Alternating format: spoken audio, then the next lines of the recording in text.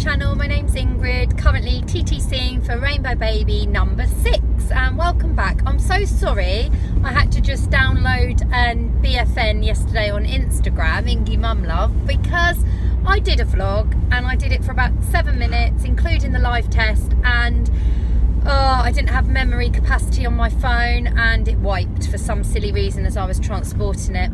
So yeah, so you didn't get a video yesterday. So I've got to sort of recall all of my info again. So I thought I'd do it now on the way back from Jan's, where I've just had reflexology.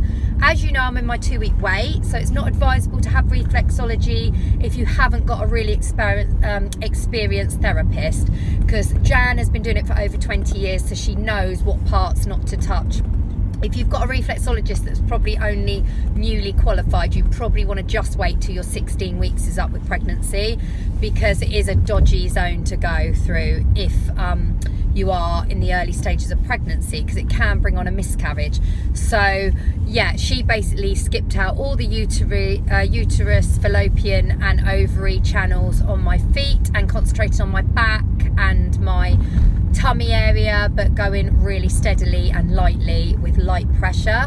I'm absolutely fine with her doing that because I know she's so experienced. So yeah, reflexology was all good. I've been having that twice a week to help with my fertility journey. I did always have it right up until about November. I had to relax on that because I was going through that operation recovery from my mole that I had removed, and then we had Christmas, so it was a really expensive time.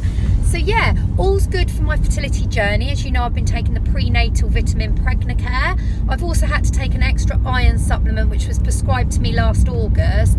I've just been going from 1 tablet to 2 tablets a day, varying that. I gave it a miss in December because I felt like I was having a really balanced diet, but I've kick-started it again, and Aaron's on a prenatal vitamin. So yeah, this is my journey, cycle 14.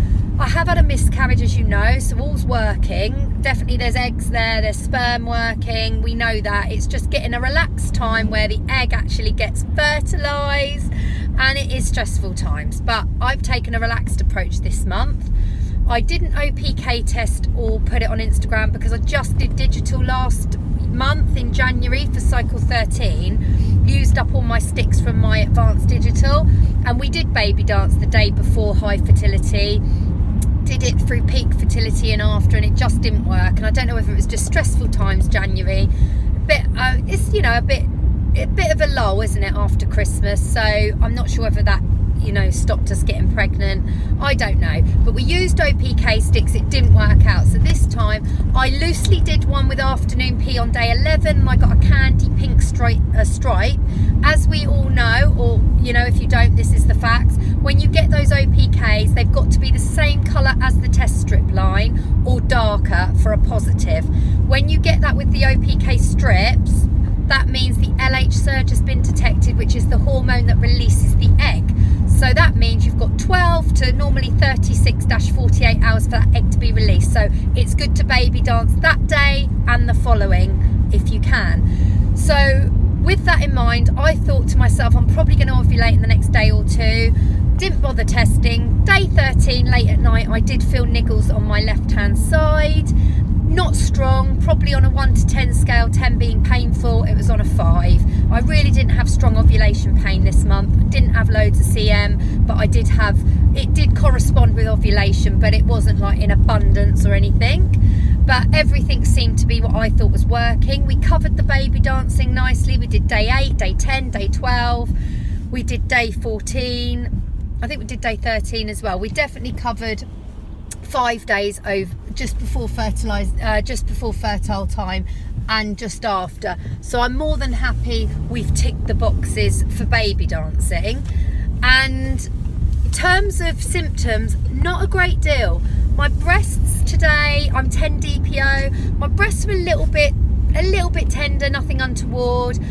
On Sunday and Saturday and Sunday, I did have a lot of gloopy white CM, which is a bit TMI. It didn't correspond with ovulation because today I'm day 24 on my cycle, so that would have been like day 22, day 21, day 22. So it was too late for ovulation, because I definitely feel I ovulated day 13/14 this month. And like I say, we did baby dance day 12, day 13. I think I'll go through that a bit more when I've got my diary in front of me, but we definitely did baby dance 5 times through my fertile time, starting on day 8. So, and we did it every other day to build up the strength of the seed. And then on, like I say, we did it day 12, and I thought brilliant because I felt niggly day 13, and then we done it the early hours of the 14. So I think we've covered it for that time. But yeah, symptom wise, yeah, my breasts are a little bit sore. I have felt a lot of stretching this month, like crampy. I felt very periody Friday, Saturday, like backache. That lasted Friday, Saturday. Sorry, the quality of this video is going to be shocking because I'm looking awful. The sun's bright. It's wobbly because the phone is in a holder so I don't get into trouble. And obviously my concentration is more on the road than I'm just yabbering on. So if you get an eye glance, you're lucky because I'm trying to concentrate on everything on the road more than you guys. But I just wanted to give you an update because I felt so bad that it wiped yesterday. Yeah, so going back to it, we've baby danced all the fertile times. I didn't OPK, but I did on day 11, very, very candy pink line, which means I'm not ovulating. Didn't do the digital ones because obviously with them you get the estrogen lining reading, which is when you get your flashing face, so you know that your lining's getting nice and thick. Then you get your positive, which is your peak surge, which is the LH. So with the cheapy ones, it's basically you pee on it, and if it's positive, it's positive. That's it. I did have loads of ovulation tests, but I thought I'm not going to do it. It takes the stress off. I did think that day 13 late at night, oh, it's a shame we did it last night because I think I'm ovulating now, but I managed to get Aaron in the mood in really early hours of the morning. So that was good. We sort of did it like 3 o'clock in the morning. So yes, I did day 12. Yes, I felt my ovulation surge like 12 hours later, but we managed to, so there should have hopefully been something there. My tarot card reading said fire sign baby. She thinks it's going to be this cycle or next that I'm pregnant. If it's this cycle, the baby will be due around the 16th, 17th of November. Fire sign's the 23rd. So my baby could be born 5 days late like the last 2, and that would make it a fire sign. Or I could fall next cycle and it could be bang on time or a few days early. If it's bang on time or early, it'll be a fire sign. But if it was late at all, it would then be Capricorn, which wouldn't work out for fire sign. But she said, I'm going to be absolutely gobsmacked if you're not pregnant now. I can feel the warmth of it. It's all here. It's all happening. You're definitely going to have a baby. And I think you are this cycle. But if you're not, hold tight, because next cycle, it might mean that you just have it bang on time.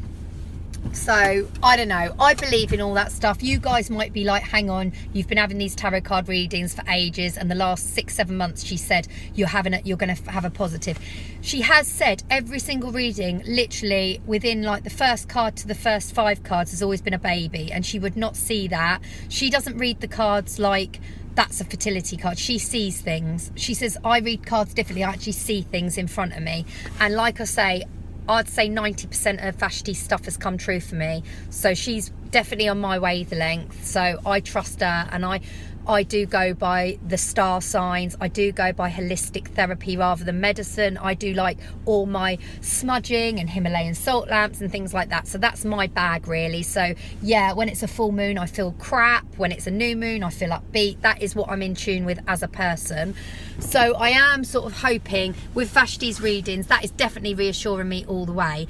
So all's well for me today. 10 DPO. I am not going to test today because I've got a lot on today. It's Aaron's birthday tomorrow. I made the birthday cake yesterday, but I've got to go into town now, and I've got literally 45 minutes before I collect the baby from nursery to get like Aaron's present and get home, get stuff wrapped up and stuff. So I don't think I'm gonna have time to sort of save my pee and do a video and blah blah blah. So I'm going to do a test tomorrow at 11 DPO. I'm due on my period Saturday, and today is Tuesday.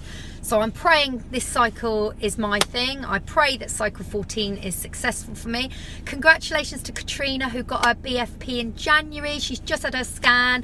Well done, babe. I'm well looking forward to meeting the baby too, because I know you and you're local to me and you're my mate, and it's going to be amazing if we fall similar times. But she's 11 weeks pregnant and it's all going really well, and I just wish you all the luck in the world. And there's a lot of you out there who are in early stages of pregnancy. So do comment down below, do chat and subscribe and like the video, and I promise I'll be back at 11 DPO, which is tomorrow, cycle day 25, with a live test. Sorry it's a quick update, but I love you all. Thank you so much for joining me on this journey. See you later.